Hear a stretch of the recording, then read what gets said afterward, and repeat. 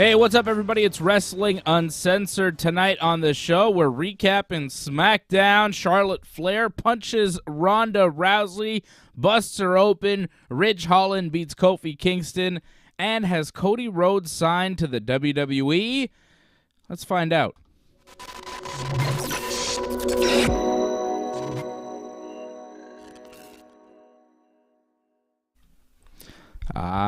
Yes. There he is. What's up, Johnny North? How are you, my man? What's up, Dave? You know? Well, it was nice just to watch SmackDown, and that's it. Like, we can just focus on one show. It's not bad. Yeah, Rampage isn't on right now, right? Rampage is on later. Much later. Much later. So, a little too late for my liking. This. Yeah, a little too late ski for me. I don't know about you, but... No, it's too late. 11:30, it's ridiculous. 11:30 start time for a pro wrestling show. I don't know what the ratings are going to be for Rampage, but I'm assuming bad. I'm assuming they'll be bad to terrible, right? Well, when it's show that late, really what you got to do is, just watch it later on demand. That's the way you got to do it. Yeah. Although by the time this show ends, maybe I'll be in the mood for a little Rampage. Who knows? Who knows? Give a shout out to Silent by Deadly, J Dip Donda. What up, J Dip? Ryan Katz, Alex Terrace, Doug Hepburn. Of course, Doug Hepburn, member of the team. What's up, Doug? Become a member. Join.ringsidereport.net. Support the Ringside Report Network. Hit us up on Super Chat. Ask us your questions here on the show. We have a lot to get to. I am seeing that people are reporting Cody Rhodes has officially signed to the WWE. I know that Pro Wrestling Insider reported it earlier tonight, and various other wrestling news sources are rushing to follow and confirm the news. So a lot of word right now about Cody Rhodes. Mike Johnson of Pro Wrestling Insider was the first to report it. And it does seem like that's the big news going around right now outside of SmackDown, is that Cody Rhodes has signed to the WWE, which is kind of a big deal. And we'll see what that means for WrestleMania and perhaps Monday night on Raw. A lot going on in the world of professional wrestling. Of course, we are just 2 weeks away from WWE's WrestleMania, and we had a few changes to some matches. A lot going on tonight in the WWE. 2 weeks out from Mania, 2 more episodes of SmackDown. Really, 1 more episode of SmackDown if we're being honest, because the week, the night before WrestleMania is the Hall of Fame and SmackDown is kind of a combo deal. So I don't know how much smacking down will actually be done the night before Mania. I don't know if it's going to be a regular episode of SmackDown. So I'm only counting 1 more week of SmackDown, really. Couple more Raws, 1 more SmackDown. They're in Brooklyn next Friday. John, what'd you think of SmackDown tonight overall? You like it, dislike it, thumbs up, thumbs down? What'd you think? I'd say thumbs in the middle, I think. Like, the start was fine. Enjoyed the start. I was a little concerned where it was like, your thumbs down? Why? Thumbs down for the start. Well, you know, you don't like Roman or Brock, but well, I like the Brock. best thing they had. It was a little silly, though, with the forklift and everything. Let's get into it.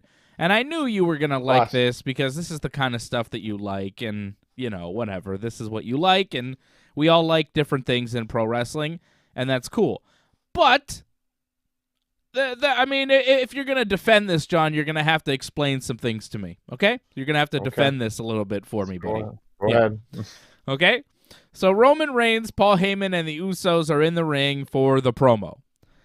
Starts at about 8:10 because Roman takes forever to do his entrance and begin talking, right? Acknowledge me and all that, yeah. He doesn't say acknowledge me till like 8:10.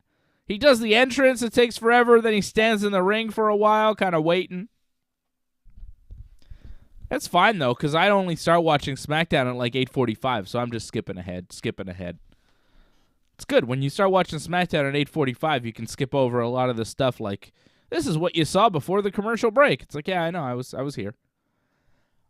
So Roman says it's the first time that he'll get to see Brock Lesnar since he smashed him at Madison Square Garden. And Roman is excited to see Brock, right? Right. So far, I'm right on this, right? And then Paul Heyman is looking at his phone, and he's looking at his phone, and he's nervous. And then he tells Roman that Brock's plane experienced weather problems, and they had to ground the flight, so he's not actually going to be there tonight. And Roman goes from excited to seeing Brock to mad that Brock is not there. Right? Didn't Roman seem upset at that point that Brock wasn't going to show up? Right, yeah. Right? So then Roman goes on. He's like, oh, Brock's scared of me. That's why he's not here. And if he were here, I'd beat him up again. And I can't believe he's not here, disappointing you people. And then Heyman says, oh, actually, I have new information. Brock's plane just landed, and he's on his way. He'll be here soon. What are we going to do? And then Roman is petrified and says, well, you're going to wrap this up and take it home, and I'm getting out of here. So Roman and the Usos scurry away, and Paul Heyman follows behind. Did I miss something here? Because at first he's like excited that Brock is there, and then he finds out Brock's not there, and then he's mad, and then he finds out Brock is there, and then he's petrified. So am I to understand, John, that Roman was pretending to be excited to see Brock and pretending to be mad when Heyman told him that Brock wasn't going to be there because he was already tipped off before he went out to do his promo that Brock wasn't going to be there, and it was all an act? And then when he finds out that Brock is going to be there, that's the real Roman, and he's scared?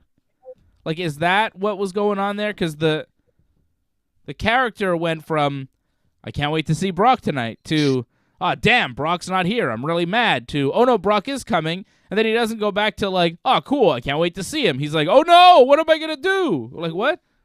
Like, if there's a guy who I'm like, can't wait to kick your ass, I can't wait to see you, I'm very excited that you're going to be here because I'm going to beat you up, right? And then I find out the guy's not there, and I'm like, damn it, I really wanted to beat this guy up tonight, but he's not here. Damn.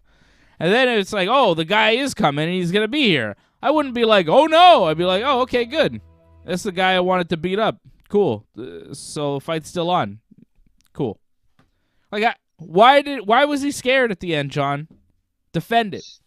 Acknowledge me.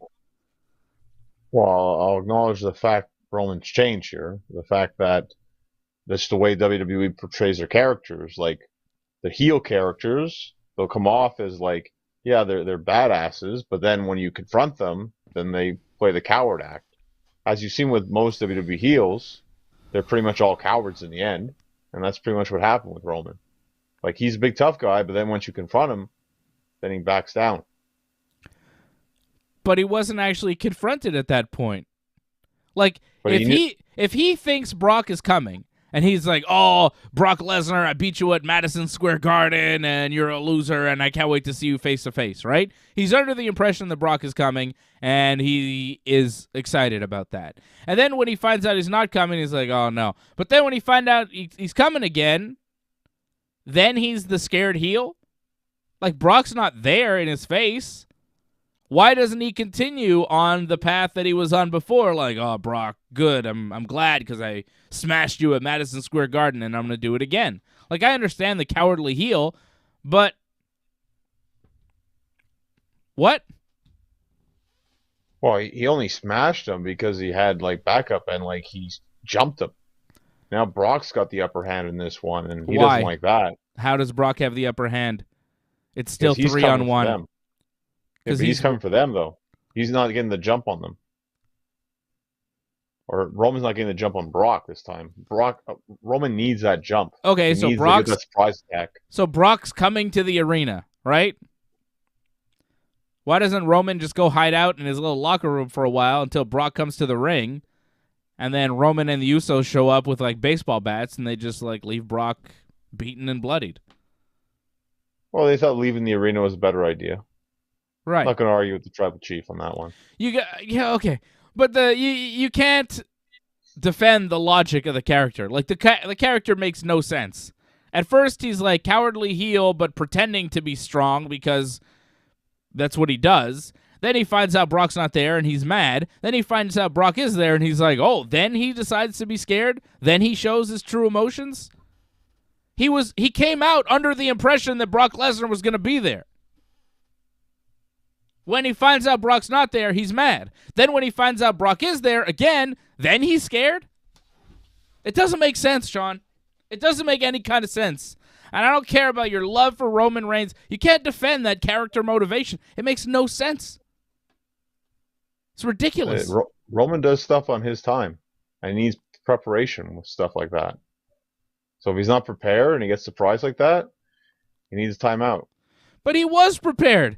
He went out prepared. He went out knowing Brock was going to be there. Then he was only told for a brief moment in time that we witnessed that Brock was not going to be there. There was only a small minute or two window where Roman had his plans changed. Then they changed back. All of a sudden, he's like, oh, all flustered. What kind of guy is this? Well, I think it's more to push the fact that Brock's just this animal, and as you saw what happened, he caused a lot of chaos. Yeah. You still don't have a good explanation as to why Roman's attitude changed, John. It's okay. You can admit that it doesn't make sense. It's fine. It made perfect sense. How? You haven't explained it. What do you mean it made perfect sense? It changed because Roman was not prepared for that. Regardless of what he said, like he can boast all the stuff he wants, but he wasn't. He was prepared. He came out knowing Brock's coming out. No, like the whole idea is like they knew Brock wasn't going to show up. This is garbage. They had that in the bank. Garbage. It was stupid. And then it changed. Yeah, okay. That's how you want to defend it, fine. It was dumb as hell. It was a stupid-ass promo to start this stupid show. Awful. And then Roman's scared, so he runs backstage. And then it gets weird. Then it gets worse, honestly. I don't know how you like this, John. This is such dumb shit that makes no sense. So Roman runs away. He's afraid. Him and the Usos go to the parking lot, and they jump in an SUV. Brock Lesnar appears in a forklift. A gigantic forklift. And rams the forklift into the SUV's windows. We cut to commercial. We come back, and the Usos and Roman are like trapped under the thing in the SUV, but not really. The way the Usos were selling it was ridiculous. One of the Usos in the driver's seat was like, what? Meanwhile, that forklift thing, if you're actually in the car when that happens, you die. You're decapitated. It's ridiculous. We're supposed to believe that Brock Lesnar rammed this gigantic metal forklift through the car, and all these four humans in this vehicle, not a scratch on them. That you're good with. And it got worse. Not only does Brock attempt murder on four people that leaves them without a scratch, Brock then lifts the SUV and turns it sideways. You don't see any of them escape the sideways turned SUV, so you assume they've died. But no, because a second later, they're running into a pickup truck. I don't know how they got out of the sideways turned SUV. This was all done. They're like, oh, this happened during the commercial break and moments ago, and a lot of quick edits that don't make sense. It was like a shitty student film. Terrible editing job on this. Because 1 second, Roman, the Usos, and Paul Heyman are in a fucking SUV that got flipped. The next second, they're all like escaping. Although I don't know if Heyman was even in the SUV because he wasn't in the pickup truck, right? Hey, is Heyman dead? Was Heyman in the SUV and he just didn't escape? Because that's the one. It's like, okay, Usos and Roman, they're kind of athletic. I could see them quickly escaping that SUV. But Paul Heyman, that guy's stuck in that thing. I think Heyman's still in that sideways SUV. I don't think he was in. He wasn't there? We never saw him inside. So did Brock find him later and murder him, and we just don't know about it? Anyways, the Usos and Roman escape in some pickup truck that's there, and Brock goes after them and rips a door off the truck, and then he decides to take that door and go to the ring with it. Before we get to Brock's promo, you had no problem with any of this? The attempt murder from Brock on the Usos and Roman. No harm, no foul. They're all fine. 1 second, they're in a sideways SUV. The next second, they're running to a waiting pickup truck. This is all logical to you. This all makes sense. This all checks out. Come on, man. Come on, give me something tonight. You gotta You got to come with me on something. You can't be stuck on this ledge of nonsense all night, John. You got to come back to reality. Well, you have to realize this is wrestling. You're going to get angles like this. This, to me, reminded me of the fact when Hogan took a truck and ran into The Rock, who was stuck in a car as well. That reminded me of that. I mean, yeah, it's ridiculous, but it's wrestling. Stuff like this happens. So Yeah. I'm okay with that. The fact is, we don't see this too many times. If anything, maybe they shouldn't have done the thing with Ronda and Charlotte with the car, because they already did something last week, but this was a little bit more than that. I was a little bit wondering, like, I don't know if you noticed, like, when he had the forklift, he started pushing the car when it was already, like, tipped over. I was Yeah. like, what were they trying with that? Like, was he actually going to push it over even more so? Like, I don't know what the point of showing that was. That was interesting, but, like, again, they needed to add something to their storylines. I've been saying that it's been lacking with a lot of the storylines, and this was at least something happening. I mean, yeah, okay. And you can liken it to Hogan and Rock or Steve Austin with all the things and the cement truck and all of that stuff, but this was not that. And in those instances, there was a little bit more believability. Like, this was a little much. Like, all right, I think I would have been okay with it. I would have had less of a problem with it if you didn't see them running to the pickup truck. Like, did we need the pickup truck too? Wasn't the forklift and the SUV and tipping it over enough? Because the pickup truck, like, the pickup truck made no sense. Because at that point, you're like, okay, well, they're in the SUV. They got the forklift through the windows. Nobody got cut. Nobody got a scratch from any of the forklift thing. Then you're in the SUV, gets tipped over and bashed again by the forklift. And then the next second, you're running to a pickup truck. Like, how did you even get out of the SUV? They didn't need all that. If they just did the SUV thing with Brock and the forklift, I would have been like, okay, it's wrestling, fine. But then somehow they're out of the SUV and they're running to a waiting pickup, and then they need the door spot where Brock rips the door off. Like, did we need that too? We didn't, John. You'll agree with that. I know you. You got some. Come on. Well, the door spot was because Brock had to bring it to the ring for the promo, right? Yeah. So that there was some writing with that, like he had to do this because he had to come out with it and go around the ring with it. And apparently, I don't know what was a big thing, but like, because he didn't have much for that promo when you think about it. Nope. Really, the door was the big thing. Promo was garbage. Promo was nothing. He looked like he repeated himself a couple times just to fill the time. Like he said, I'm out for blood, Roman. Yeah, that's right, buddy. I'm out for blood, buddy. And then he just leaves. It's terrible. That was Brock's promo. Brock comes out with the door from the pickup, comes to the ring. Like, this segment was never going to end. And he says, oh, at WrestleMania, I'm going to do more than blow the doors off you. I'm like, blow the doors off you? I'm coming for blood. That's right. I'm coming for blood, buddy. Okay? Blood. WrestleMania.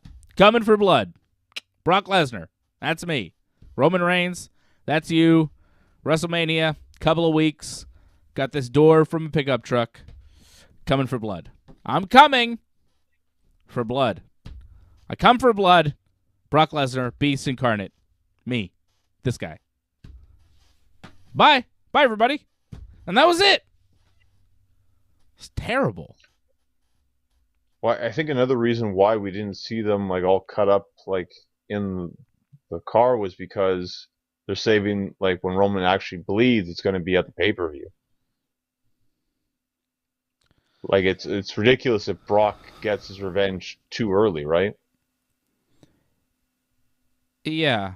So you're saying Roman didn't get cut from the car because he's not going to bleed until... I mean, yeah, okay, that's fine. But, you know, when you're ramming a forklift through an SUV, it's hard to believe that nobody got hurt. When you could, decapitate some people with that. Somehow, Brock Lesnar, he really wants to hurt these guys, but he just... He can't manage to do it. Not even with heavy machinery. Still fails. I'm not talking about Otis and Tucker. I'm talking about the forklift.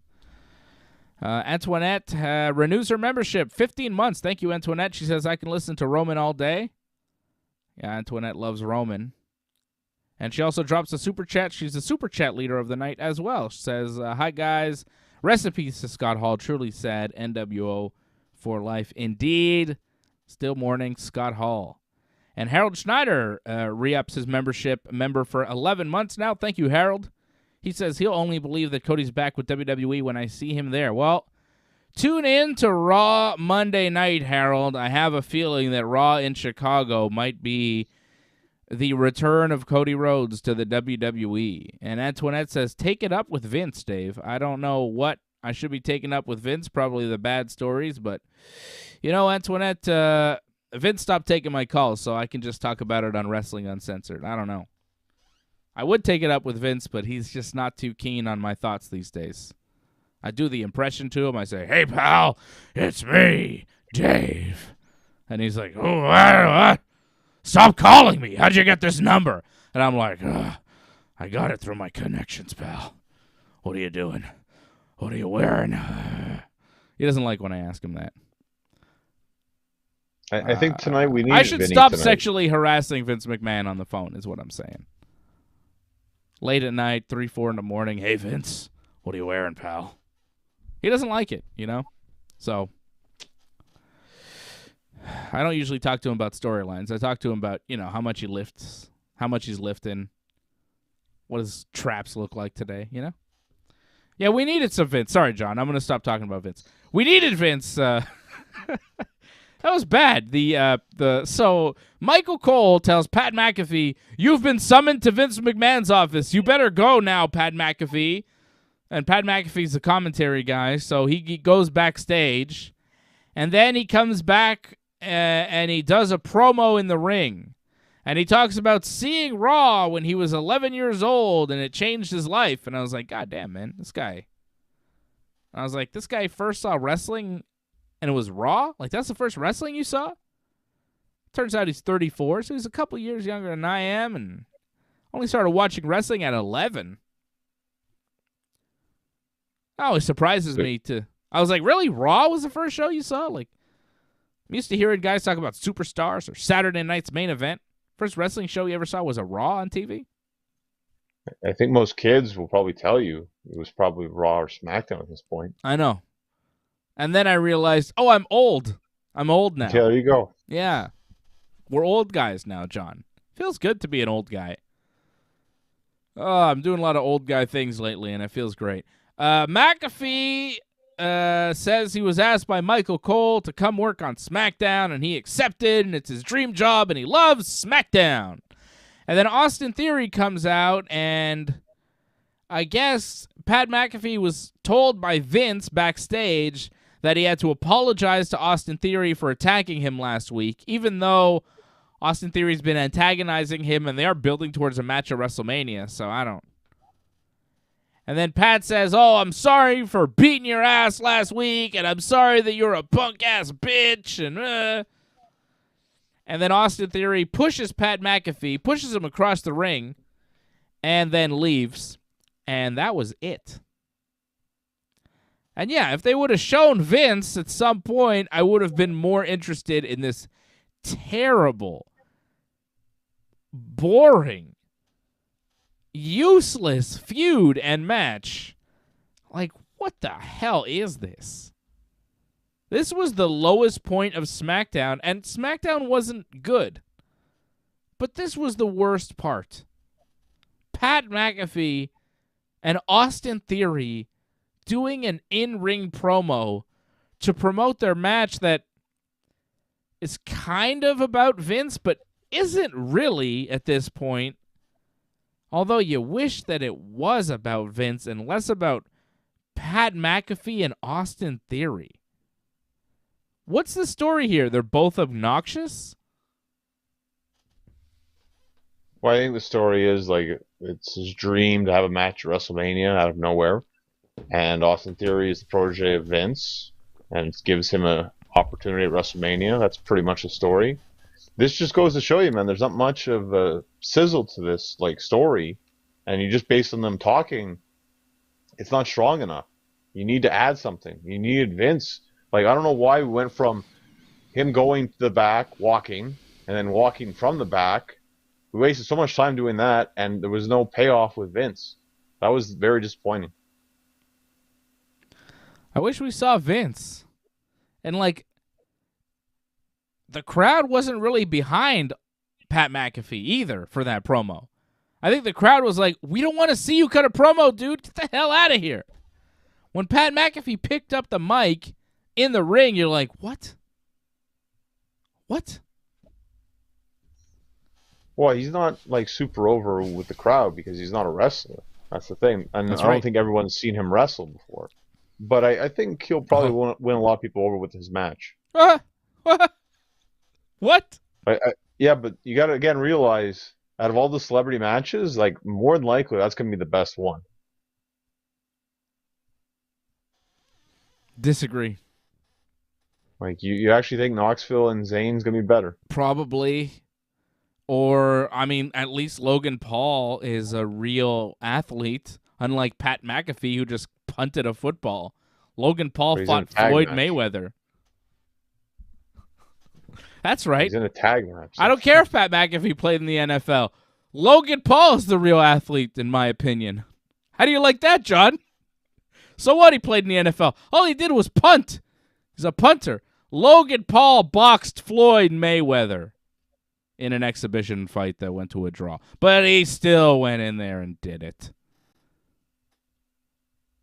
Like, he might have some good moments, but again, it's a tag match. I can't imagine it's going to be anything spectacular. Plus, against the Mysterios, I don't know what he's really going to be able to pull off here. I know a lot of people like the Pat McAfee-Adam Cole match, but I thought it was horrible. Like, he threw the worst punches I'd ever seen in my life. And okay, he's not a real wrestler, so... But then don't throw punches. They were the worst punches I have ever seen. Made everything look fake. And, oh, okay, he could kind of take a bump and he could kind of move around the ring, but the basic stuff was not there. The footwork was not there. It was clumsy, awkward, and I can't imagine his match with Austin Theory is going to be any better. But hey, there'll be a bunch of people that like it somehow, and I guess that's what it's all about, putting smiles on people's faces. Not putting a smile on Dave's face, but just, some people. That's a bathroom break match for me. I'm going to skip it. When it comes time for our WrestleMania review, I don't know if I'll have any review on that one. I might go for a smoke break or something for that. I can't, Austin Theory 420 as far as I'm concerned. Well, I think this is really going to show how good of a worker Austin Theory is. Because, yeah, he's going to have to carry a lot of that match. But I think he can pull it off. I think it's a good test for him. Yeah. I don't know. I think he's good. It is a test for him, but I don't know if he's going to be able to carry a guy like Pat McAfee to something that good at WrestleMania. I think you're giving it a little too much hype. I don't think Pat McAfee is half the wrestler that Bad Bunny is. How about that? It's interesting. I mean, he's not. He's not an athlete though, Bad Bunny. I mean, he is. He did some. He's a better athlete than Pat McAfee, judging from his match. It's tough though, because McAfee did some pretty decent spots. Bad Bunny is like a million times cooler than Pat McAfee too. Bad Bunny is like actually cool. Pat McAfee is not. Like Bad Bunny is like cool, and like he can wrestle, and he's got style and flavor. Pat McAfee is irritating. So, there's that. Pat's unique. There's no question about it. Unique. That's a nice way to put it, John. You like Pat McAfee? You think he's good on commentary? I don't hate him. Like I prefer him over Corey Graves, to be honest. Yeah. I'm not sure about that. I mean, honestly, they seem like the same guy to me. When I hear them, I can barely tell them apart. They react in similar ways. McAfee's a little bit more amped up, but they're both kind of annoying. I think I like Corey Graves better because at least, he's wrestled as a real wrestler, not like a part-time thing. I got more respect for Corey Graves because he's, in the business. I don't know. I just found Graves and Cole, like, they just became kind of boring. Mm-hmm. Yeah. I don't think Pat McAfee's any better. I think color commentary in general in pro wrestling right now is not great. Just where it was, again, old guy talk, where it was when we were growing up, John. Guys like Bobby the Brain, guys like Mr. Perfect, guys like Macho Man, guys like Jerry Lawler, Jesse the Body. Like, they don't make him like that anymore. God, I mean, I would kill for a JBL or a Mick Foley right now. Even, Foley was actually fantastic. I know the job was rough on him, but he was very good when he did SmackDown color commentary. Like, that's the type of guy I want to hear on commentary. Not, Pat McAfee, who kicked the football and likes wrestling. I'm just not that interested in what he has to say. And he likes wrestling, but, not as much as he likes football. You know what I mean? Like, he likes wrestling, and he's a fan, but, it's not his bread and butter. If it disappeared tomorrow, if he had to choose between wrestling or football, he'd choose football. We all know it. And that kind of...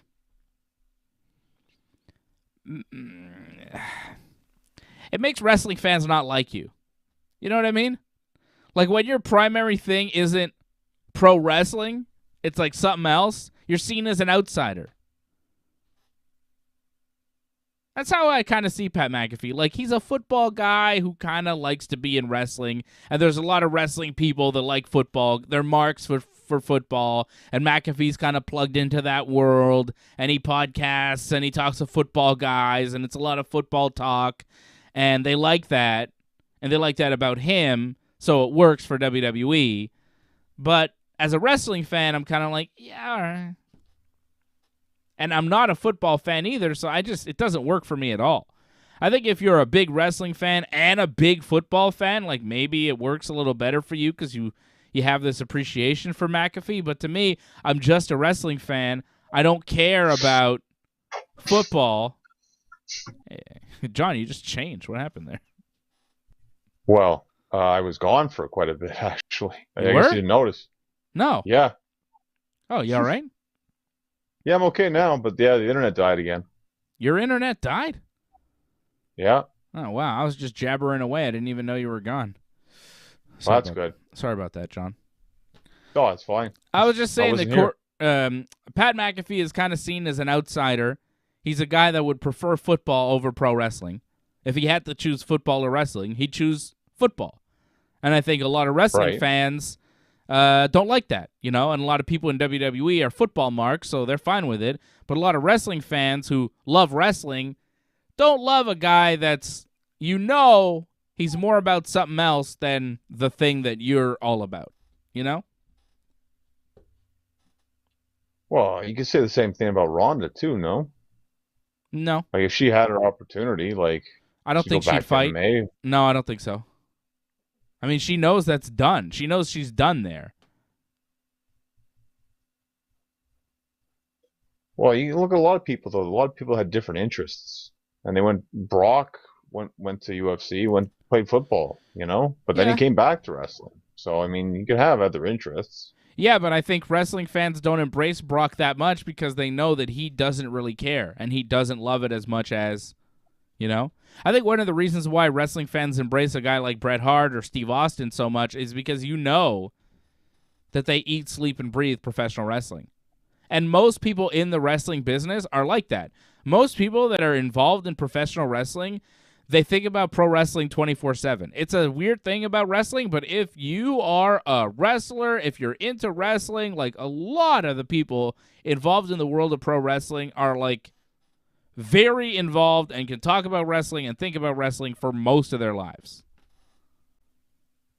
And there's some guys that, come in and it's a way to make a buck. It's a way to get famous. It's a way to whatever. And Brock's like that, and McAfee's like that too. And I think that they like wrestling to a certain extent, but it's not their favorite thing. And I think for wrestling fans, where wrestling is your favorite thing, you see guys come in and rule over the business in one way or another, and they don't really love it as much as you, and you kind of resent that. I do a little bit. I'll admit it. Wrestling is my favorite thing. There's nothing I love more than professional wrestling and mixed martial arts. And when I see a guy like Brock Lesnar, who I love, I think he's awesome for pro wrestling. He's a great pro wrestler. But I kind of resent the fact that he doesn't love wrestling back a little bit. It's kind of like, man, if you gave a shit a little bit more, you'd be so much better than you are. If you showed up a little bit more often and were willing to, like, if Brock loved pro wrestling and having pro wrestling matches, he'd have more of them. But he just doesn't love it that much, and you can tell. Like Bryan Danielson, one of the reasons why I love him so much is because he loves pro wrestling so much.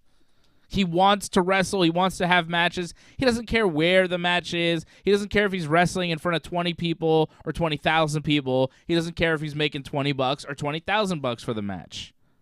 He just loves to wrestle. And that's why, one of the reasons, also he's the best at it, but also it's one of the reasons why you love Bryan Danielson, because he loves wrestling and you could feel the passion and you appreciate his passion and you love him for it. I like that. I like guys that eat, sleep, and breathe professional wrestling. Those are the kind of guys I can get behind. You're like that, John. You eat, sleep, breathe pro wrestling. Triple H, eat, sleep, and breathe this business. Those guys I like. Yeah, I get that, but like I have no like hatred towards the ones that have side interests as well. Like CM Punk's not around right now in AEW because he's filming the second season of Heels, but like I'm not gonna hate him for that. Well, I don't hate anybody. I think it's just a little resentment where you don't love them as much as you would.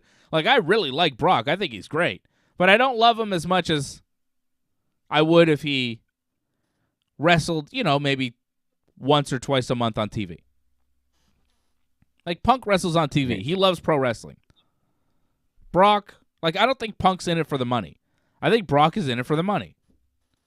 Like, Punk wrestled for no money. Brock has never wrestled for no money. Like, he signed to OVW out of college and was making big money. He's always made good money. He's in it for the money and the fame and all the other stuff. Maybe he likes it a bit, but, I like guys that are willing to do it for nothing because they love it. And I think fans appreciate those people more than the people that are in it because there's money.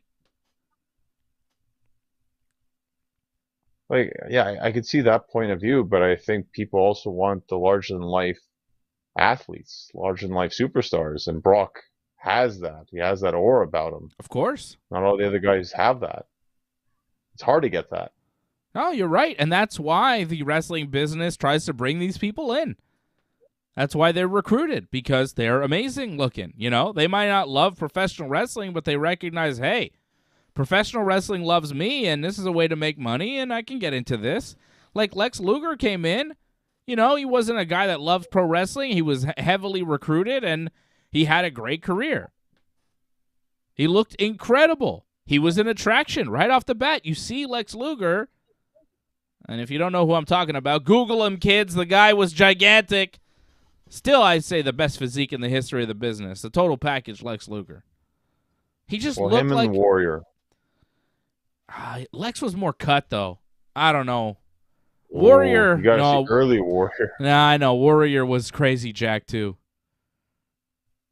Yeah, it's tough. It's tough, John. But Lex, man, damn. Lex got better actually later on when he became. I think it was just Total Package. When he wasn't even Lex Luger, it was just Total Package because Is that the then Flexi Lexi era?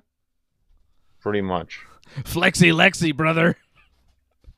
And Warrior's actually like when he first started, like that was probably his best. And then as he went on wrestling, it was harder, I think, for him to always be at the gym, probably. Yeah, he couldn't maintain. But Luger, man, was so jacked. I remember when he came into the WWF as the narcissist, so jacked. But apparently Vince signed him. Vince signed him for the bodybuilding thing, and Luger was just working out for a year. And then the World Bodybuilding Federation that Vince tried to start, that fizzled out. So Vince just brought Luger in as a wrestler. But meanwhile, the guy'd been in the gym for a year straight to be like the star of this bodybuilding thing. So he came into WWF looking crazy jacked, like insane. And like I'd heard of Luger, but I never really saw him in WCW because we didn't get the TV here. So seeing him as a narcissist was really the first time I saw him, and I was like, holy shit. Look at this guy. Because I'd seen Warrior and seen Hogan, and then Luger came out, and I was like, what is... It was a different type of jacked, you know? It wasn't as bulky. Right. Wasn't as bulky, but the cuts were, like, ridiculous. I was like, how the hell is this guy human? Flexi Lexi. Great physique, yeah. No question. So he was impressive, and he worked, and he made money, but he didn't love pro wrestling. But there's room for those guys in the wrestling business, and I think that's fine. I just think that they would have more fans if they loved it a little bit more. I think that people would be more diehard for them, you know? Like, again, I don't know how many diehard Brock Lesnar fans there are. I think there's a lot of people like us that really like Brock and they enjoy him, but I don't know, you know, like Charlotte Flair and Sasha Banks and Alexa Bliss, like they have their armies online and they have their people that defend them and talk about them 24/7. Roman Reigns has his army and he's got his legion of fans and all that stuff. Seth Rollins, I think, has got his fan clubs and all that stuff. I don't know how many of those people Brock Lesnar has. Because I think Brock Lesnar fans are just mostly kind of like dudes that are like, yeah, Brock's cool. We're not going to go crazy about it. You know what I mean? Like, John, you like Brock, but you're not going to, like, go online and be like, Brock Lesnar's the best, and tweet about him, like, 20 times a day. But there are people online that do that for all sorts of wrestlers, you know? In the WWE, Roman and Charlotte and people like that. But not Brock. He doesn't attract that type of fan. No, but I think he attracts more variety of fan. Like, it's not just wrestling fans that he attracts. Like, people know him from UFC. People know him just from NCAA still. Yeah. Not as many, obviously, but still, like... Yeah, like his hometown in Minnesota, like... I suppose. All right, what else happened other than Brock tonight? Rick Boogs and Shinsuke Nakamura beat Los Lotharios. And I guess Boogs and Nakamura on their way to a tag team match against the Usos for the SmackDown tag titles at Mania. That's the deal there, right?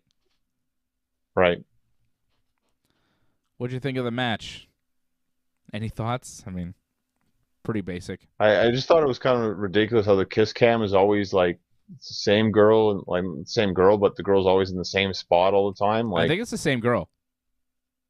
I don't know if it was the same one. I think they've changed it up. They may have recycled one possibly, but it wasn't always the same one. But don't say it's always recycled. the same spot. That doesn't sound nice. But you know what I mean. They may have brought one back for a reprise. Recycled when you're talking about a human being just sounds wrong. But yeah, I think they're using the same lady a couple of times. She looked familiar. I don't know. But yeah, the Lotharios lost to Boogs and Nakamura. Boogs getting the win. And then it was Drew McIntyre and the Viking Raiders beating Baron Corbin, Jinder Mahal, and Shanky. Drew hits the Claymore kick on Shanky for the win. Before the match, Madcap Moss made a joke that Corbin didn't like. I didn't really catch it because I wasn't really listening. So maybe some dissension in the ranks between Corbin and Madcap, which, you know, who cares? And we continue to build towards Drew versus Corbin at WrestleMania. Glad we saw Shanky in the ring tonight. I love Big Shank. Other than that, didn't really care for this. Kind of just odd. Like, it's the guy who's like 7 foot tall, and he's the one taking all the losses all the time. Seems very weird that the tallest guy is the one losing. It's usually not like that. Yeah, but Shanky's the jobber of the team. I don't think it matters that he's the tallest guy. They're not building him like Omos. They're jobbing him. He's useless right now. I don't think they have any plans for Shanky.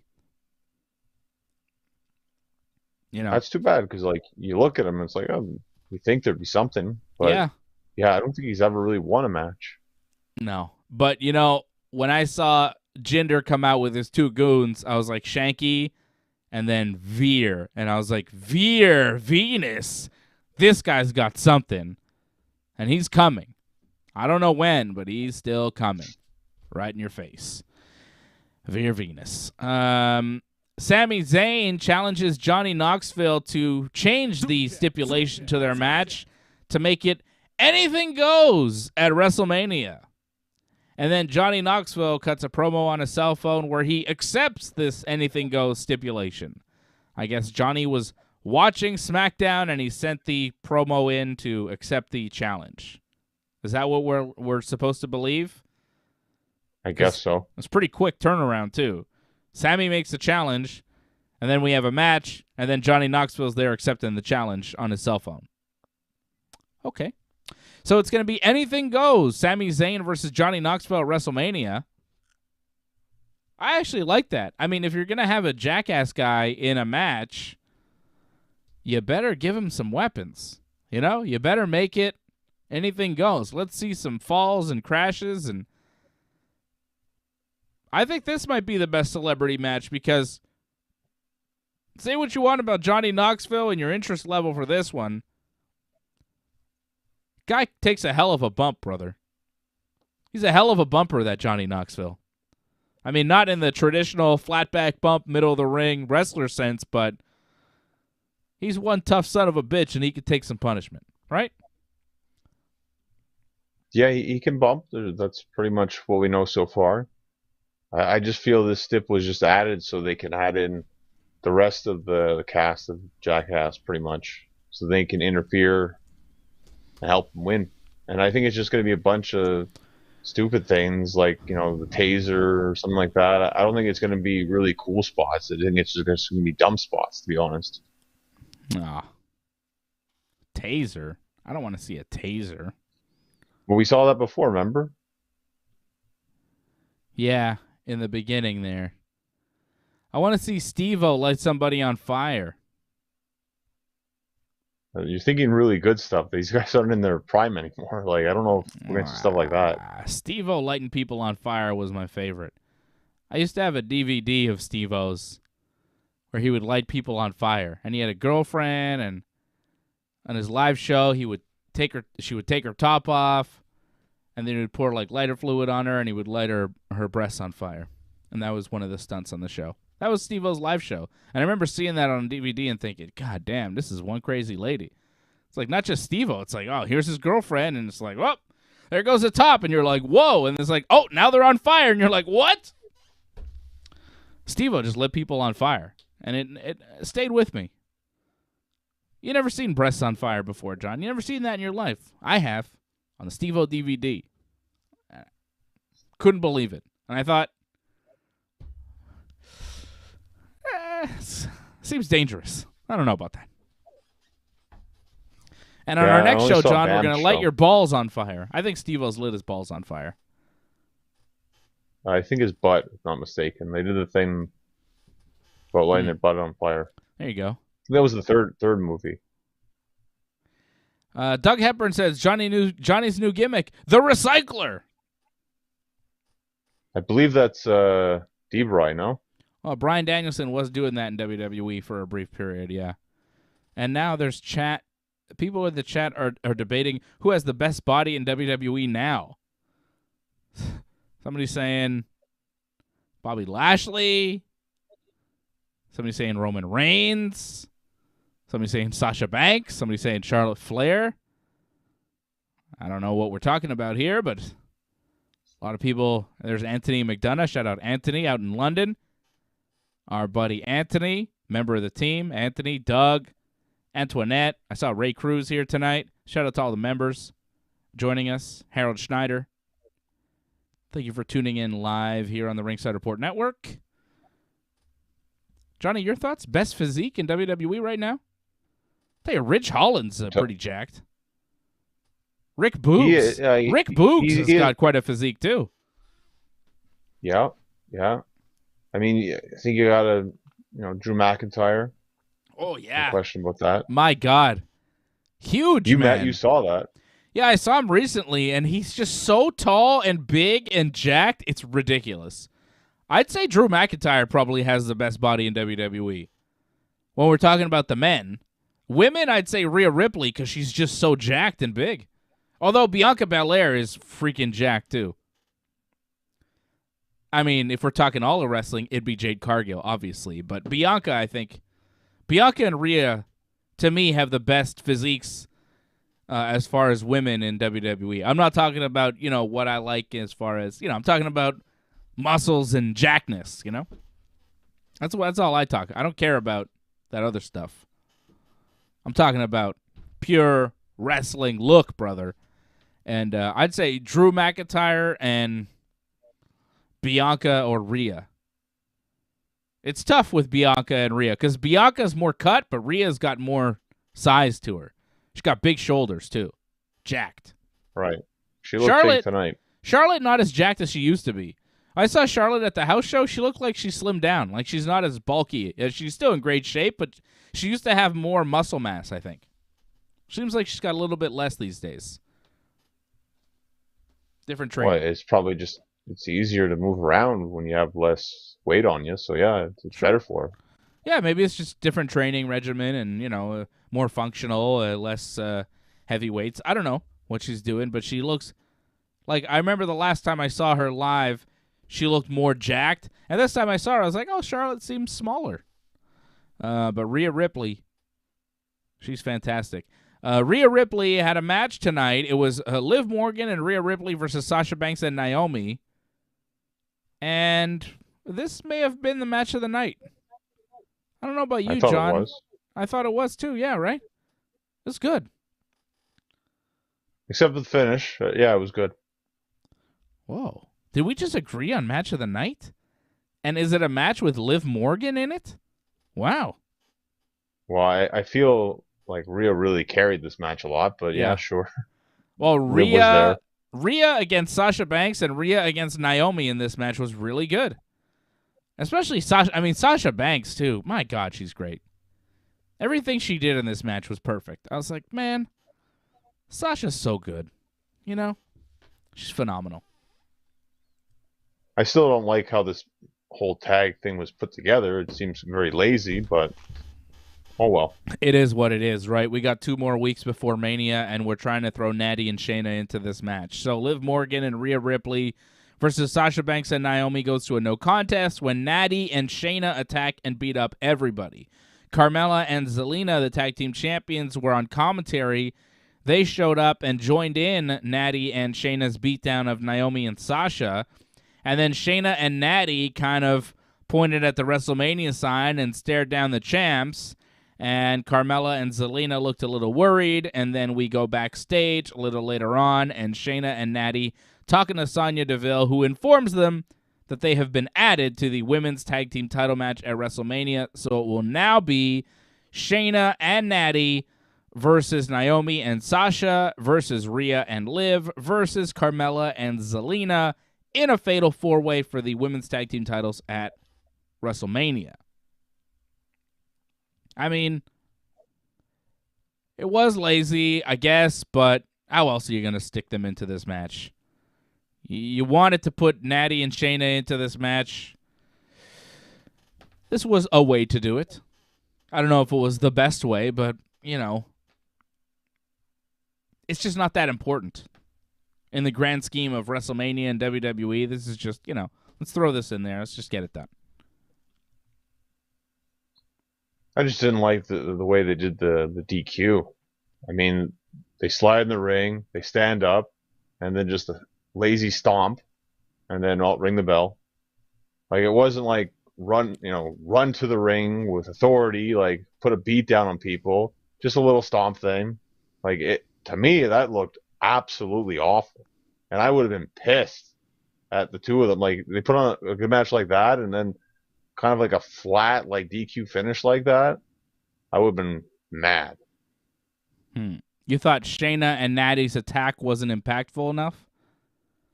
Not at first, because they just go in there and just a stomp. That's it, and then ring the bell like that. Like you got to come in there some authority, something.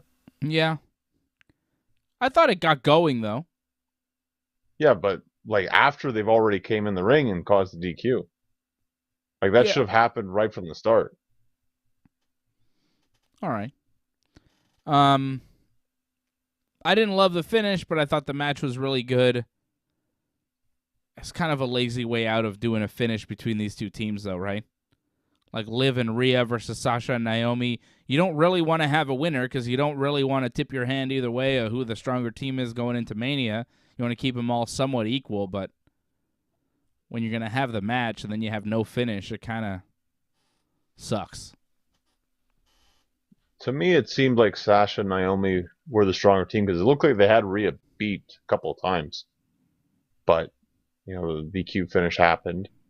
And to me, right now, it seems like I think Sasha and Naomi are going to win the titles, I think.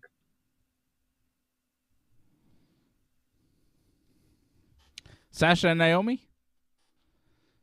Yeah, I think so. I mean, the other teams, like, do you really believe in those teams? Like, at least with Sasha and Naomi, yeah, they were just thrown together very quickly, but at least they were put together more recently than the other two teams were. It could be Rhea and Liv.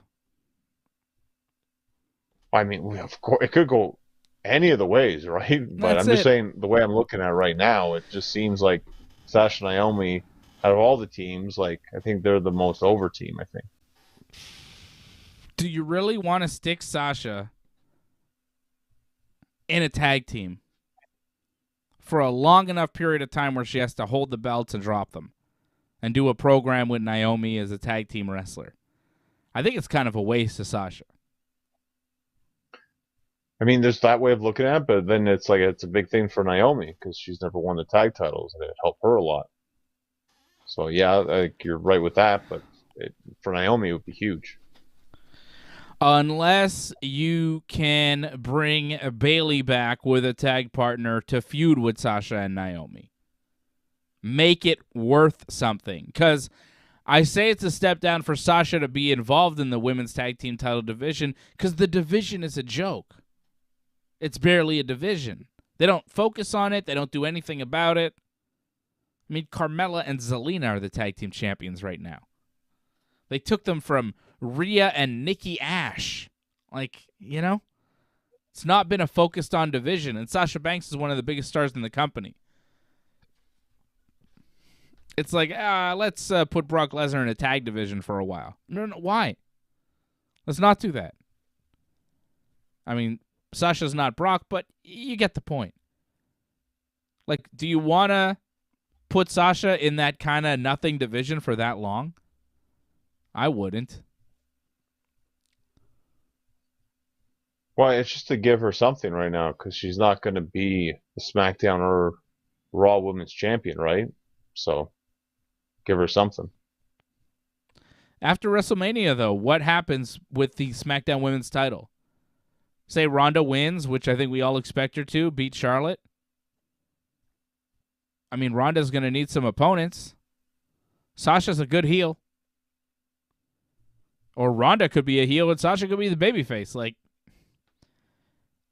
I think you probably do a Charlotte rematch, but at a certain point, I think Ronda's going to be the champion and she's going to have to wrestle other people than Charlotte.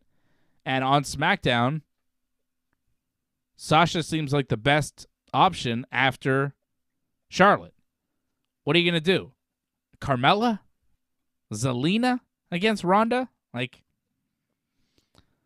it's not that plausible. You could bring back Bayley and that could work.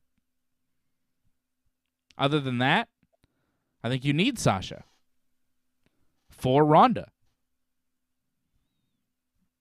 Yeah, sure, but to me, I'm looking at that. That's more like SummerSlam. Yeah. Yeah, So in but the it'll meantime, it'll happen quick, John. I guess in the meantime, tag division for a couple months, but while Charlotte's still doing the thing with Ronda. Okay, we had Kofi Kingston versus Ridge Holland tonight. So Big E gets his neck broken by Ridge Holland last week. They show footage from the suplex. They show the suplex and then footage of Big E on the floor getting stretchered out that we didn't see last week.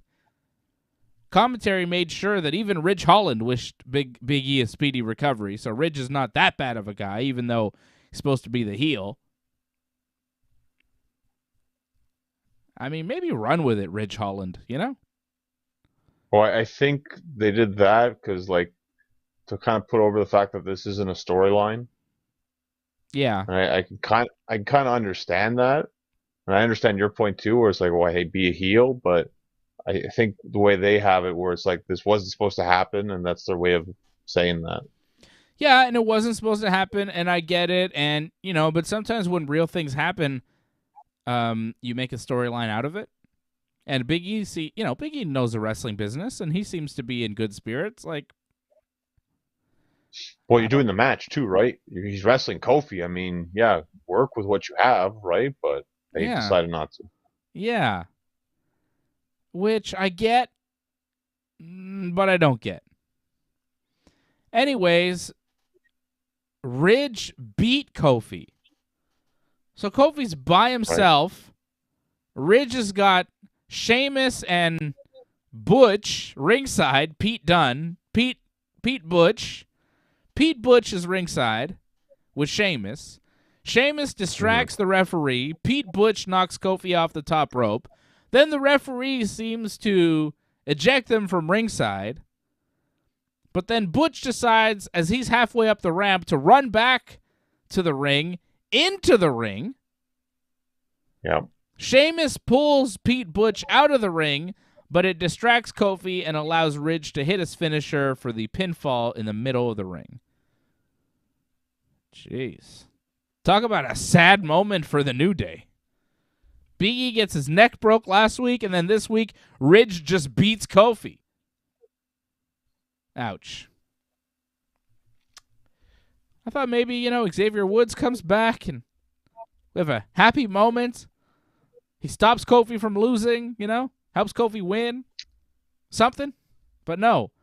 Big E gets his neck broke for real. May never wrestle again, by the way. And Ridge Holland beats Kofi this week. Okay. It's kind of sad. It's kind of sad. Right? Oh, sad for now, but I think Xavier's going to come back. I think they're probably going to have a match at Mania. Yeah. Butch and Ridge versus... I would think it would be Sheamus and Ridge, no? I don't know. And I think you would just have to find someone to fill Big E's spot, I think. Yeah. Really? Well, if it's going to be a six-man tag, right? Well, I don't know. I mean, I think it was going to be a six-man tag when it was going to be Woods, Kofi, and Big E, but now that Big E's not around, right. I don't know. I would say not. I would say... Well, they might just do a tag. Because, who would be a third man to add to the New Day? That's a great question. I mean... Yeah. I don't think you can do it. I think you have to do a tag. Like, Kofi and Woods against either Butch and Ridge or Butch and Sheamus or Sheamus and Ridge or something like that. I think one of those guys is just not going to wrestle of the Sheamus, Butch, Ridge team. That's too bad because, they obviously brought in Butch just for that six-man tag, right? Now he's just going to be a corner guy. That's kind of a bummer. Like, I mean, there's so many guys probably not wrestling Why not give a guy a spot? But yeah, you're probably right. They'll probably just have it a tag. Yeah, I mean, there's so many guys not wrestling, but like, who of those guys makes sense to add with New Day? Honestly, if Cesaro was still around, he would be great to be on that team with those guys. But 100%. With Sheamus and all that, makes sense. yeah, he doesn't work for them anymore, though. No, he doesn't. But he would have made a lot of sense, against Sheamus and with the New Day guys, that would have worked. But oh well, now they have nobody. Like, who? Well, Ricochet doesn't have a match yet. If Ricochet doesn't have a match, I think you really got to throw him in there. Isn't he the U.S. champion? Intercontinental champion. Oh, right. He's the Intercontinental champion. There's a new U.S. champion, too, right? It's Finn Balor. Oh, yeah. I don't. Yeah. Finn Balor. Yeah, Ricochet doesn't have a match. Okay. I mean, it makes sense. Throw him on the New Day team for one night. Put him at WrestleMania. I think he'd be a good mix, actually, with those guys. Yeah, I don't think that's a bad idea, actually. Ricochet's not bad. I'd take that. Good idea, John. Book it. Charlotte Flair finished the show tonight with an in-ring promo. Talked about how the referees had to pull her off of Ronda last week, and she's got the upper hand on Ronda. And it was just a taste of what to expect at WrestleMania last week, the beating she gave Ronda Rousey. They show Ronda watching the promo from backstage. The fans start chanting, "You tapped out" at Charlotte. Charlotte says when Ronda loses at Mania, she's going to cop out and go pop out another baby, but Charlotte won't do that. Charlotte says Ronda doesn't have the spine or the grace to stick around and be a 13-time women's champion. I mean, Charlotte was going hard. She's like, all these other women, Ronda's going to leave and go have another baby. I'm not having babies. I'm here winning championships. A lot of talk in Charlotte's promos about how other people have babies, but she doesn't, and she just wins wrestling matches. She seems to have, like, something against the baby people that are leaving for babies. I wonder if it has anything to do with Lacey Evans in the middle of a program with her getting pregnant. Because last year, Lacey was with her dad, Ric Flair, and they seem to be leading into a program with WrestleMania, but then Lacey gets pregnant and she leaves and Charlotte's left off Mania. And then ever since then, she's made some cracks about Becky Lynch going off and having babies. At one point, before Becky even came back, people were chanting for Becky, and Charlotte's like, she's having babies, I'm winning championships. Kind of, she said some derogatory things, a little bit kind of negative about childbearing. A middle finger, too. Did she? Well, she flipped off the fans. I think it was when she was wrestling Rhea. I think it was at Money in the Bank, something like that. They were chanting Becky, and she just flipped everybody off. Mm-hmm. And she said some stuff about Ronda having kids, or having a kid and being pregnant. It's like, I'm not doing that. I'm a champion. It's interesting. But, it's what she's doing. She's a heel. Charlotte wants Ronda to come out so she can embarrass her in her hometown. Charlotte, of course, in the Queen City of Charlotte, North Carolina tonight. Smackdown in Charlotte, North Carolina. Flair country. Ronda starts walking to the ring from backstage. Kayla shows up out of nowhere and is like, Ronda, what if Charlotte's luring you into another trap? And Ronda doesn't say anything. What was the point of Kayla there? Do we need to see Kayla? What the hell was that? We hadn't seen her all night, and then it's like, here's Kayla for a moment, earning her paycheck. What? Well, that's it. She needed an appearance. She hadn't appeared, so that was her appearance. And they also wanted to leave you with the whole, it's probably a trap, so watch out. Yes. And, of course, it was a trap. Ronda didn't know, but Kayla knew. Kayla knew it was a trap. Charlotte grabs a kendo stick as Ronda Rousey enters the ring. Charlotte had a kendo stick hidden. She swings the stick, but Ronda ducks, kicks Charlotte down, and then they come together for some punches. First punch Charlotte throws. Charlotte gets kicked pretty hard into the ropes, comes back at Ronda, boom! Cracked her right in the face. Right in her mouth, busted her open, busted her lip, busted her upper lip. She looked like she had blood coming down from her teeth. If you noticed Ronda Rousey bleeding and you wondered what happened, it was a straight punch from Charlotte Flair pretty much as soon as they clashed in the ring. Right in the face. I saw Ronda bleeding, and I thought maybe she kind of bit her lip when she took that nasty bump off the apron. That was horrible. Like, Ronda's on the apron. Charlotte kind of grabs her, pulls her off the apron hard, and Ronda bumped. I was like, God damn. Could have been a concussion. Could have been something real bad. That was a nasty bump off the apron. Ronda took a vicious beating tonight. Ronda was bent when that happened, too, so I don't think she was ready for it. Like, she had just came over the ropes, so she was still bent. So when that happened so fast, like, yeah, you're like you don't get whiplash or stuff like that. Yeah. That's what we need, another broken neck on SmackDown, you know? Like, god damn.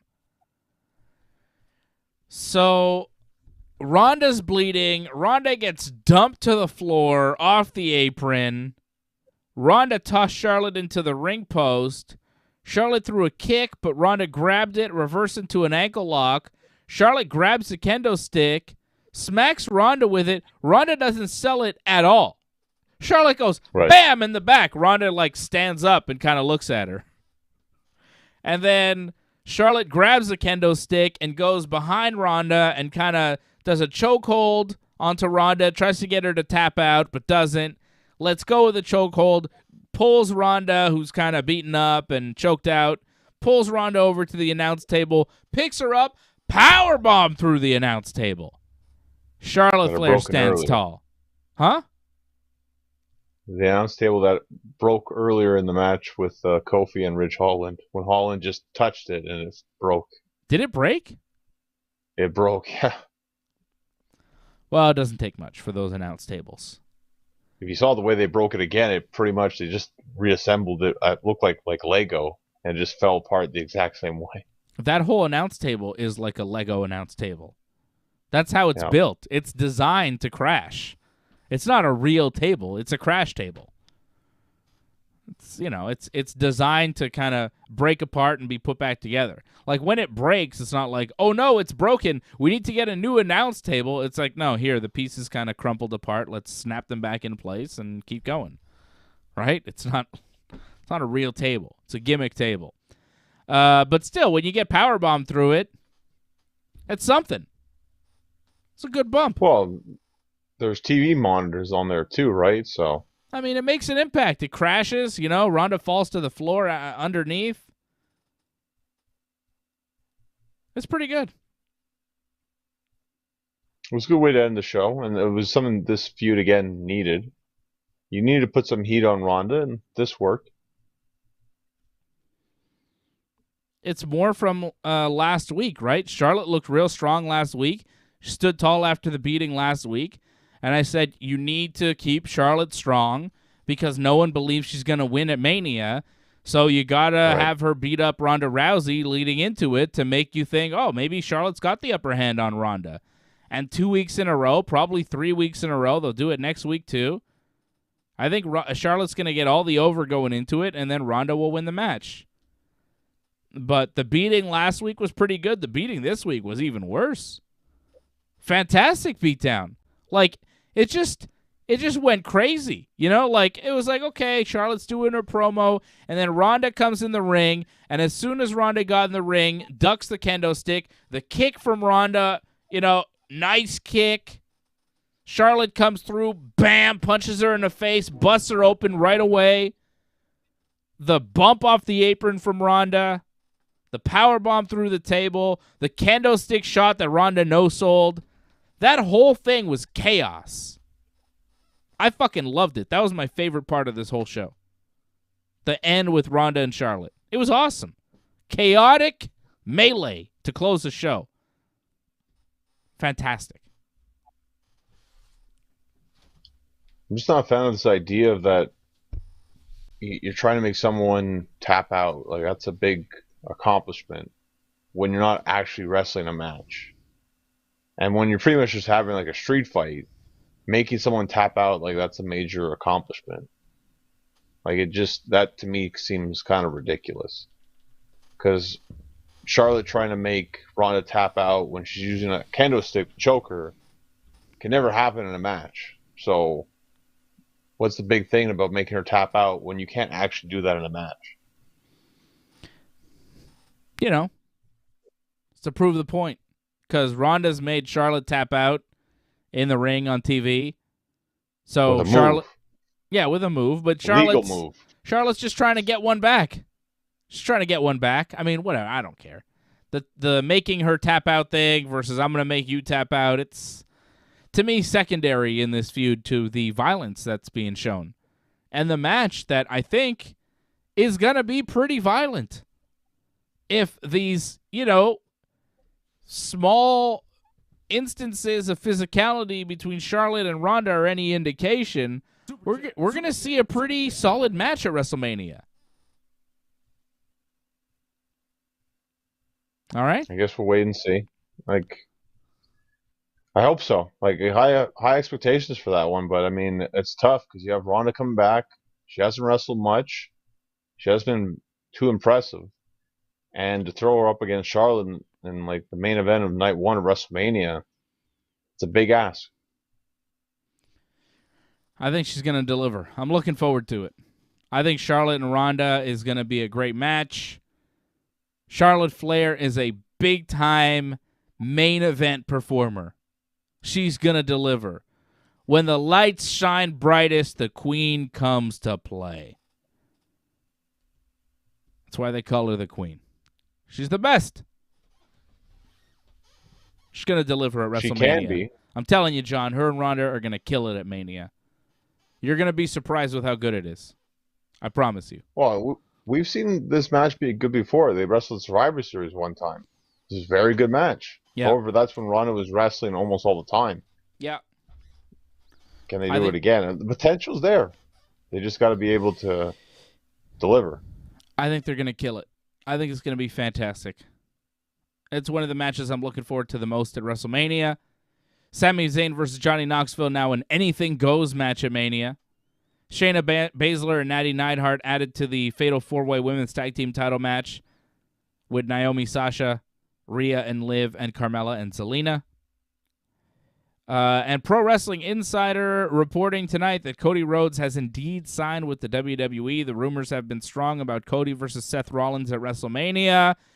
You kind of expected Cody to show up on Raw Monday night after Seth Rollins and Kevin Owens had a match where if Seth won, he would have taken over the Kevin Owens show, and Seth would have interviewed Stone Cold Steve Austin at WrestleMania, but Seth lost the match to Kevin Owens, which leaves Seth without a path to WrestleMania, which was his whole obsession on Monday. The whole show, Raw, was based around Seth Rollins trying to find a way to get to WrestleMania, and he was going to take Kevin Owens' spot at WrestleMania, and that was his plan, but it did not work out, and they were in Jacksonville where Cody Rhodes and AEW were housed during the pandemic. That's where they were every week, at that Daly's place in Jacksonville. Jacksonville kind of the home of AEW, so a lot of people were thinking, okay, Seth Rollins needs a path to Mania. The rumor is Seth versus Cody at Mania. Seth loses this match. They're in Jacksonville. Here comes Cody. No Cody.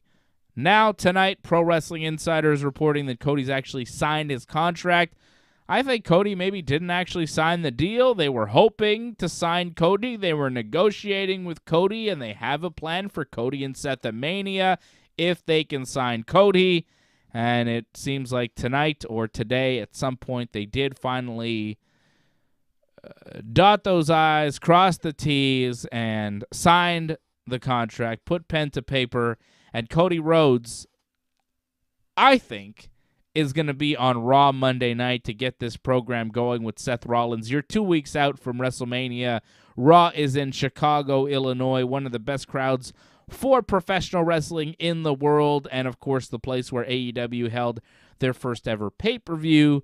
It seems like a good spot for Cody Rhodes to show up for a big pop in front of a favorable crowd to start the program for this match with Seth Rollins at WrestleMania. I really think Cody needs to show up on Raw before Mania to sell this match. What do you think, John? Do you think Cody, Seth can get done the night of Mania? Where Cody shows up like Seth comes out, says, I'm not leaving till I get a match. I'm here, blah, blah, blah. Cody comes out and has a match. Do you do that? Or do you have Seth come out and say, I need a match. It's Raw. I'm here, but Mania's coming up and and then Cody. Do you do it on Raw? Or do you do it at Mania? I think either way, you pretty much do the same thing. Seth cuts a promo. Cody comes out and says, I'm your Huckleberry, Daddy. Yeah, I wish he would say that. I don't think he will say that. That's more of a Dusty thing to say. I know, but Dusty I mean, it would Cody make wouldn't sense. I mean, that's a very appropriate time to say, I'm your Huckleberry, baby. He comes out. That's all he's got to say. Goddamn, Seth Rollins comes out. Da-da-da, I need a match at WrestleMania. Cody Rhodes, I'm your Huckleberry. A lot of wrestling fans that are younger than us are like, what the fuck are these guys talking about? A lot of people will be confused, but, you know, maybe they could explain it. Show Dusty saying it, and then show Cody saying it. And it's like, oh, he's Dusty's son. Who's Dusty? You know? But if there's ever a time to be a Huckleberry, now's the time, Daddy. Well, I think if you want people interested in the match, a match for Seth Rollins, I think you have Cody show up. I think just open challenge, whatever, it's not as intriguing, really. I think Cody actually showing up, it's a bigger thing. People could actually get excited for it. People would want to see it. I think you have him show up. I would have had him shown up earlier, to be honest, but they couldn't get it worked out, sadly. But yeah, he should be on Raw. There's no question. Cody Rhodes. You know, I just hope that no referees try to fuck on him. That's what I'm hoping for. Oh, there was a Botchamania finish with the Cody Rhodes referee tried to fuck on me, and I forget the prelude to it, but it was fucking beautiful. So funny. I'll show it to you after the show, John. All right? Sounds good. All right. Doug Hepburn dropping a super chat. He says, Team AJ, $5 pays $45. Gonna happen. Oh, I hope so for you, Doug. 2 weeks ago, Team Fred parlay cashes in. Last week, Team Dave parlay cashes in. It's AJ's turn this week. We'll see if he cashes in. My parlay, I think, is pretty solid, and you can watch Ringside Report MMA to know my picks for the UFC tomorrow. UFC London. You better get those bets in early over at bet99.com. Use that promo code RINGSIDE. First fight is at 1 p.m. Eastern Time tomorrow afternoon. So you better get those bets in early. Get ready for the early action UFC tomorrow. And get ready for it by watching Ringside Report MMA right here on the Ringside Report Network. Every Thursday at 8 p.m., Freddie, AJ, and I go live for Ringside Report MMA, giving you winning picks in the UFC, previewing all the fights, talking trash, talking about St. Patrick's Day. My little leprechaun AJ was there having a good time. So we've got big fights tomorrow afternoon in London. Tom Aspinall taking on Alexander Volkov. I'm going with Aspinall.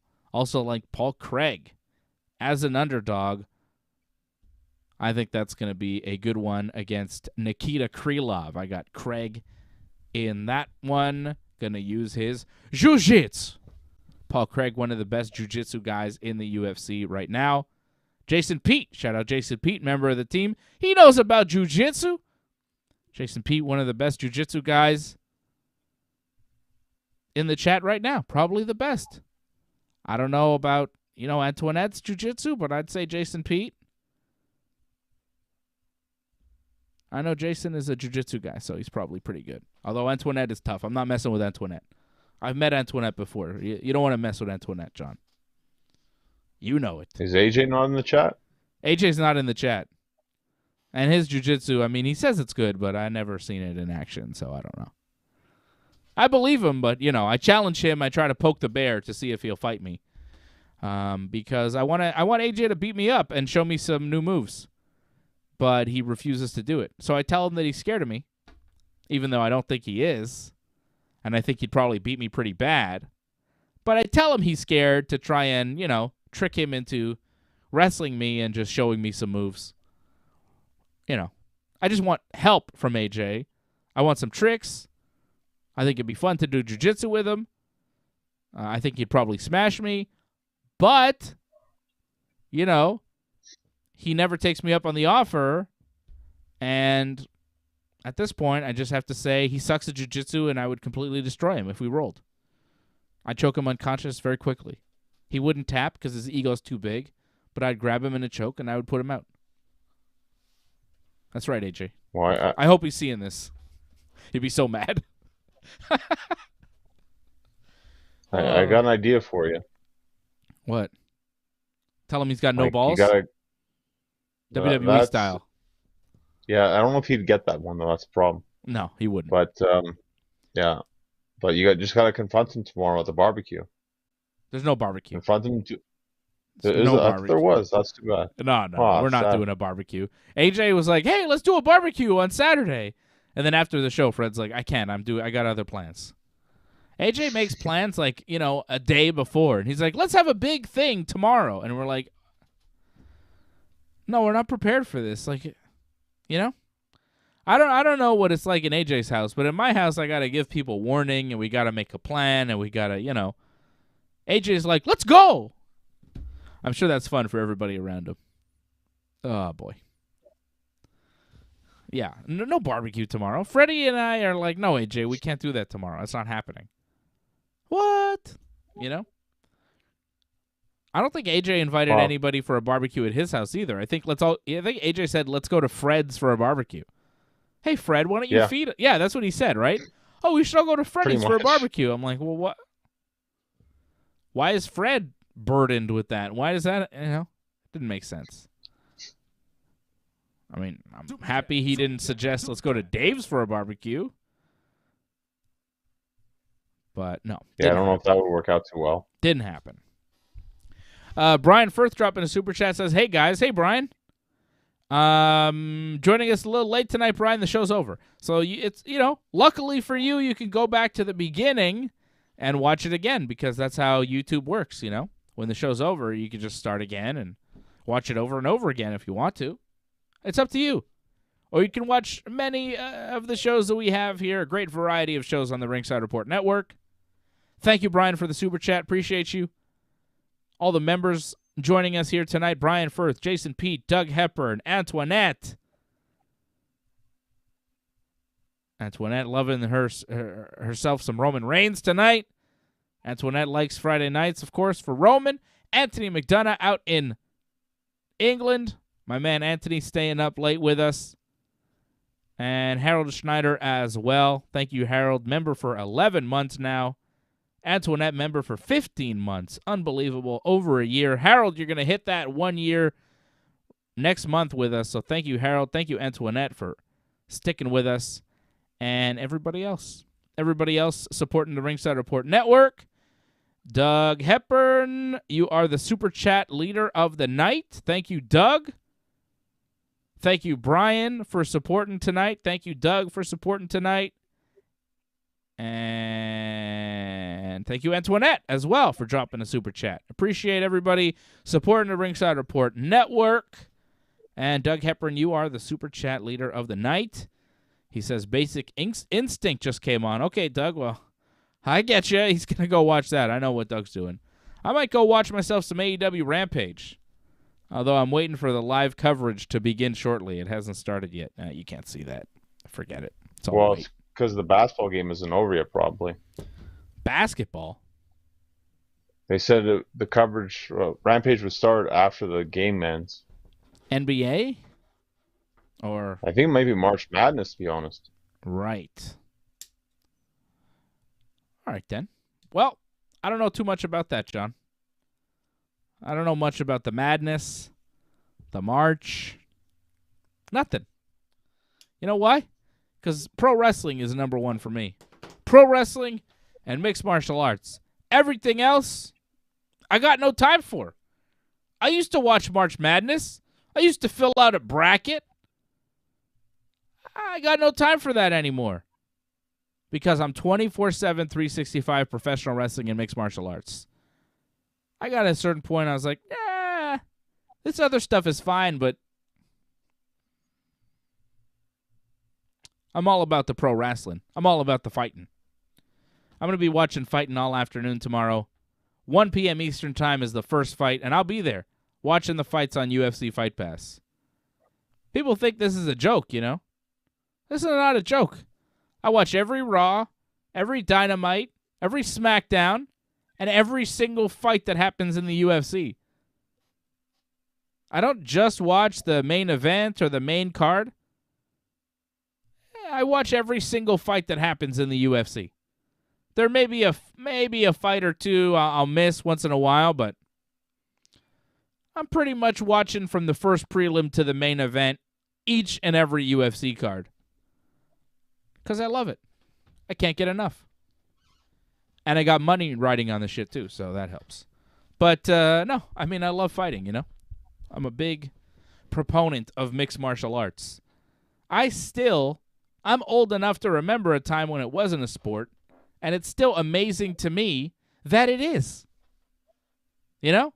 Like, it's amazing to me that we have this anything goes shoot fighting league in a steel cage that's a mainstream sport. It's still amazing to me, and it's the greatest thing in the world. Because when I was growing up, it didn't exist. And now, it's a real sport. It's crazy. Well, it's a real sport because it's not anything goes, because that was the problem when it first started, that it was anything goes, and they had to fix that. Yeah. But you know what I mean? Mixed fighting. It's not boxing. It's not kickboxing. It's not judo. Like, it's everything. You know? Like, a mixed fighting league that didn't exist when we were born. It was unfathomable. Well, a lot of people, it was illegal. And some places, I think it still is, if I'm not mistaken. Most places, it's legal now. All 50 states. Whole country of Canada. Mm-hmm. France was one of the last holdouts. It's legal in France now. It's pretty much legal everywhere. At this point, I mean, I'm sure there are some jurisdictions somewhere that don't allow it, but MMA at this point is a worldwide sport that's allowed everywhere. I mean, I remember when the province of Ontario wouldn't let MMA come in. It was illegal in Ontario. I remember going to the first UFC show there. It was 60,000 people in the Sky Dome. George St. Pierre, Jake Shields. I mean, it wasn't like the people in Ontario didn't want to see it. They came down to Montreal to watch the fights, but the province wouldn't allow it, but eventually they did. I remember when the state of New York wouldn't allow the UFC. They were the last state. They're like, nah. Everywhere else was fine. New York was like, nah. Eventually they got there. And now, at this point, it's like mainstream. It's on ESPN. It's in all the states. It's a real thing. It's amazing to me. And that's why the first time I met Dana White, I made sure to thank him. This is maybe like 15 years ago. Goddamn, I'm old, John. First time I met Dana White was like 2007, 2008. 14, 15 years ago at this point. Yeah. And I thanked him. I said, Dana, thank you so much for making this sport. This is so cool. I appreciate everything you've done for this sport and making it a thing. Because honestly, to me, it's like a dream come true that this sport exists. Because I watched pro wrestling growing up and thought, man, this is cool, but it'd be so cool if it was real. And the UFC is like a real pro wrestling league. So cool.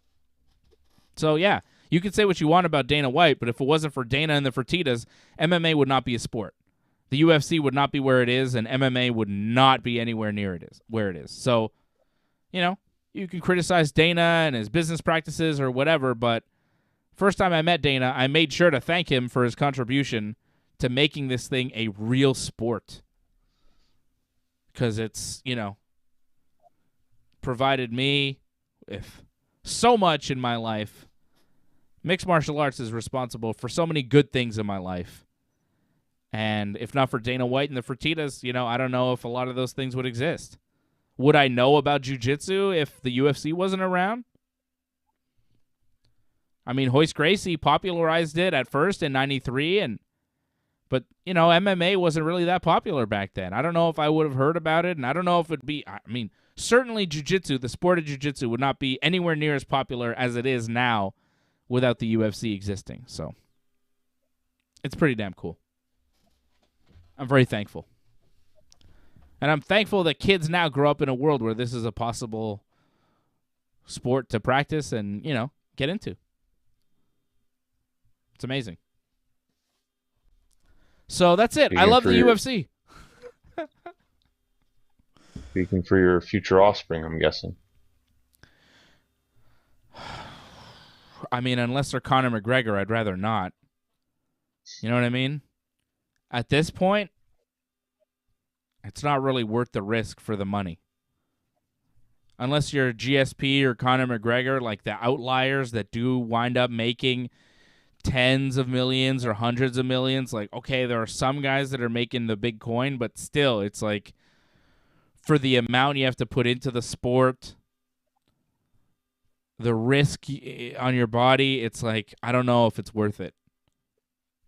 As a parent, I would have trouble seeing my kid say, oh, I want to go fight UFC. I mean, I would support him and I would allow him to do it, but I'd be like, man, don't you want to play Major League Baseball? So much easier on your body. You could play for so long, and there's a pension, you'll be taken care of, and the ceiling for your money is, like, ridiculous. Like, the base salary for MLB, like, if you make the big leagues in Major League Baseball, the base salary would blow anything any UFC guy gets out of the water. You know what I mean? Like, the base salary for Major League Baseball compared to the base salary for a UFC fighter, it's like apples and oranges. You can't even compare. What the hell is a base salary for MLB these days? Base MLB salary.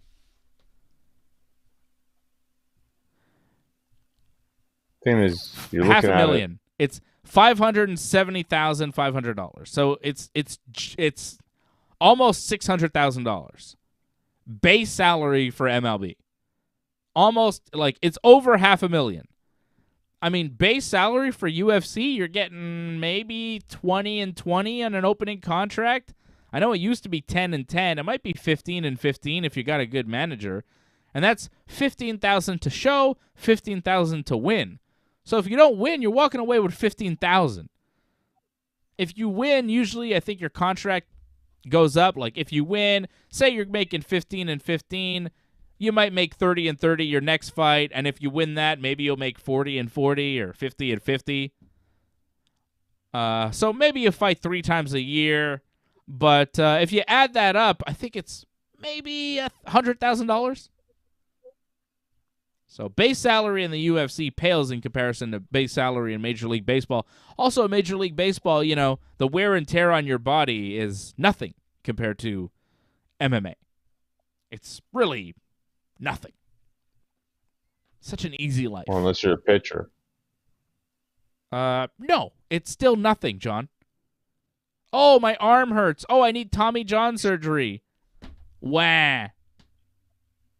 Oh, my jaw's broken. I got to drink out of a straw for the next 3 to 6 weeks. Oh, I got concussion. I got CTE. I could deal with a bum shoulder or a hurt knee. I don't want CTE. I mean, it's different. You can fix a shoulder. You can't really fix your brain. At least not yet. So I'd say the wear and tear on UFC and the life that you live by being a fighter, not as good as the life you live by being a Major League Baseball player. So if I were to advise a young athlete on what to do, I'd be like, play baseball or basketball or one of those sports where you don't get hit in the head and you make millions and millions and millions of dollars.